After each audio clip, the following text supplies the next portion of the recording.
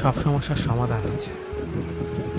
গরিব হোক বা ভিখারি, তাদের সাথে কখনো খারাপ আচরণ করবেন না, কারণ গরিব হতে বেশি সময় লাগে না।